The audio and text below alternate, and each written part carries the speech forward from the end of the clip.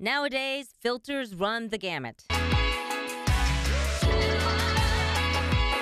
And no doubt we've all clicked on a few ourselves. As soon as you click on them, instantly like lightens your eyes, makes your lips bigger, makes your jaw like skinnier, makes you more tan. So when Aiden Walters turned 18 not too long ago, he wanted to look like his filtered self. I went and got my lips filled. I went and got like shots of Botox in my jaw, so I had a skinnier jawline.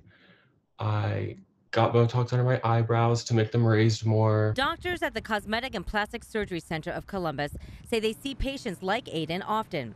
And while there's nothing wrong with wanting a better version of yourself, you actually have a very smooth forehead. Dr. Robert Hauser says he started seeing more patients with requests that didn't sit well. Some of them were not quite so innocent. They were changing their jaw lines. They were making their eyes bigger, making their noses smaller, trying to change themselves into a whole different being, which is a much more radical form of body modification than it is for your typical patients. It is a condition called Snapchat dysmorphia, an obsession with selfie filters that recently came to light as more people across the country sought out plastic surgery to look just like their filters. It all seems very innocent right now, but unfortunately, I think down the road, it can get more and more serious. Ohio State junior Jacqueline Bent says her Instagram page at first led her to an unhealthy mindset about her body. She's much healthier today compared to a few years back, but she admittedly struggles from time to time.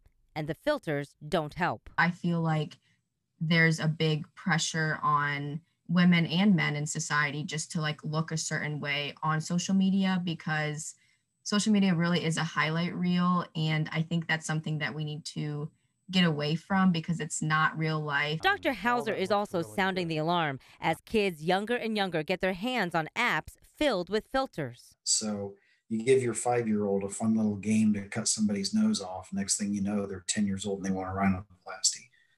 There's consequences to it. Aiden says he doesn't regret any of his decisions, but he does have this message. I think it's just part of growing up. You just realize that it's not that big of a deal, like your flaws, because other people don't notice them as much as you do. In other words, filters are fine for fun. Angela Ann, 10TV News.